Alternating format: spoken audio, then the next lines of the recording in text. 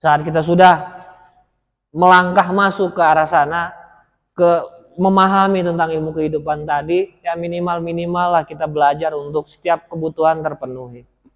Ya, minimal kita bisa belajar, tenang itu seperti apa, ya kan?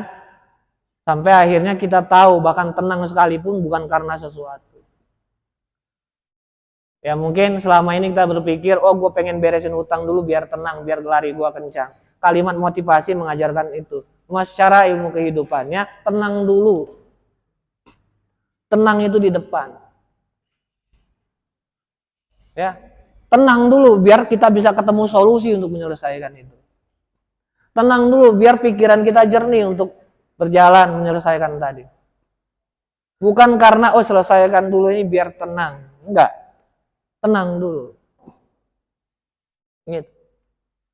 Itu pondasinya. Sehingga kita nggak panik, nggak khawatir, nggak pusing.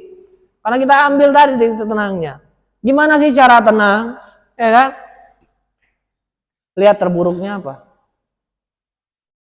Terpahitnya apa? Terjeleknya apa?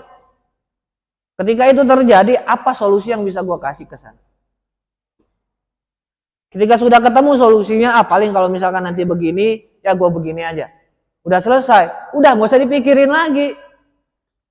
Ya, karena udah tahu terburuknya seperti itu, dan solusinya nanti seperti apa yang kita nanti udah kita siapkan. Udah, jangan mempersiapkan diri untuk ke arah sana. Cukup sudah tahu solusinya, pinggirin, selesai ya, tinggalkan. Ini angsuran rumah ini nyangkut, terburuknya apa? Ambil. Kira-kira nanti di gimana, segala macam. Terburuknya ambil. Solusinya apa? Cari solusinya untuk ke arah sana. Ya kan? Udah tahu, tinggalin. Walaupun tinggal 2 hari lagi. Tinggalin. Akhirnya apa? Tenang. Jernih. Ya. Nggak mempan disenggol. Mau disenggol kayak gimana juga, ya nggak mempan. Ya kan? Kalau nggak tenang tadi apa? Senggol dikit bacok. Itu. Karena ini yang perlu kita manage, bukan orang lain, bukan yang di luar. Masalah orang lain, biarkan dia dengan prosesnya. Biarkan dia proses bertahap, urusan dia lah itu, bukan urusan kita.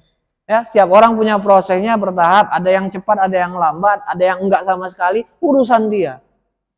Urusan kita adalah pertumbuhan diri kita sendiri. Bagaimana kita mau bertumbuh kalau misalnya kita nggak pernah praktek, contoh tadi. Bagaimana kita mau bertumbuh kalau misalnya kita nggak pernah serius?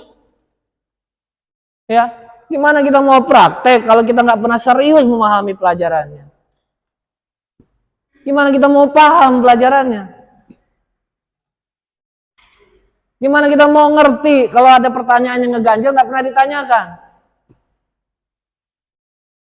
Gimana kita mau tahu apa yang gue lakukan ini benarkah atau salahkah? Nggak ada keseriusan ke arah sananya. Ya, nggak ada keseriusan pengen berubah ke arah sananya. Karena kan sering gue bilang, yang bisa ngerubah diri kita itu ya kita sendiri. Nggak ada orang lain. Bahkan motivator kelas dunia sekalipun akan percuma dia ngomong ke kita. Kalau kita nggak ada tumbuh dari dalam diri kita untuk berubah tadi. Sepercuma gue ngomong sekarang. Kalau nggak ada niat untuk berubah dari diri kalian sendiri, ya itu. Ini yang dibilang ngeluber. Ngeluber. Bisa tadi gelasnya ditutup, bisa tadi gelasnya penuh. Ngeluber isinya. Kalau udah ngeluber nggak akan masuk. Ketemu nanti keadaan yang tadi sebenarnya sudah dipelajari. Lupa sama pelajaran tadi. Ya. Nah, satu hal aja kita nggak ambil fokus, bagian mana yang pengen gue rubah dari diri gue ini. Ya kan? Bagian mana? Gue pengen bisa maju ke depan ngomong, nggak pernah kita eksekusi. Gue pengen berani tampil, nggak pernah kita eksekusi. Bahkan di awal aja tengok kanan, tengok kiri. Nggak ada keseriusan kita ke arah yang mana yang pengen kita ubah. Nggak serius dengan diri kita sendiri. Ini yang akhirnya membuat ya sekolah maba lah.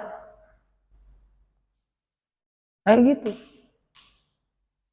Karena bukan masalah apa yang disampaikan, bukan. Masalah diterima enggaknya sama kalian itu.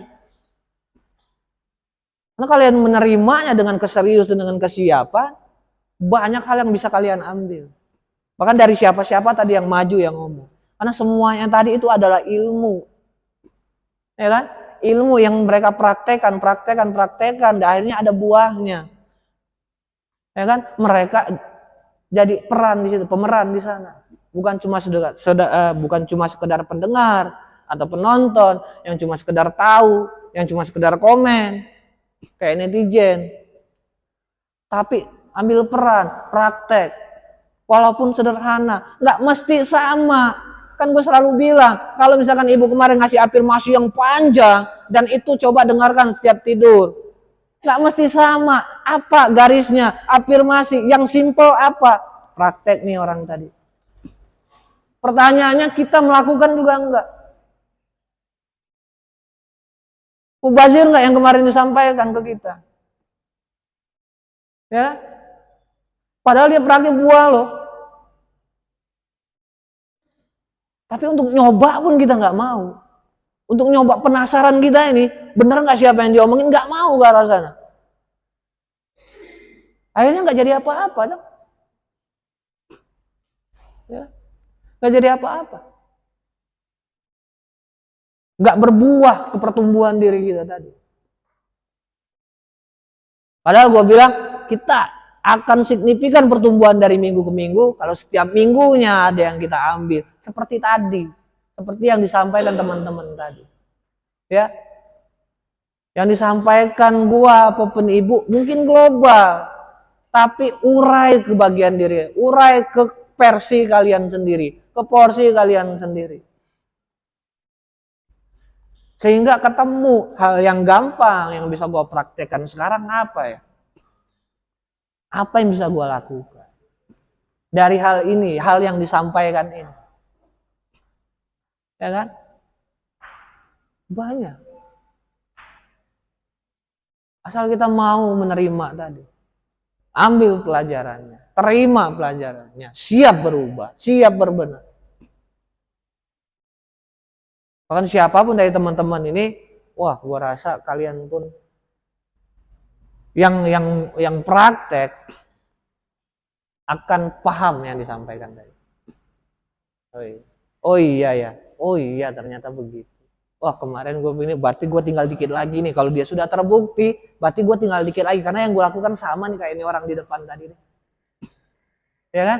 Orang ini begini, gue juga begitu mempraktekannya. Ya kan? Berarti dia berhasil, oh berarti dikit lagi gue. Gue akan berhasil juga untuk mempraktekkan itu.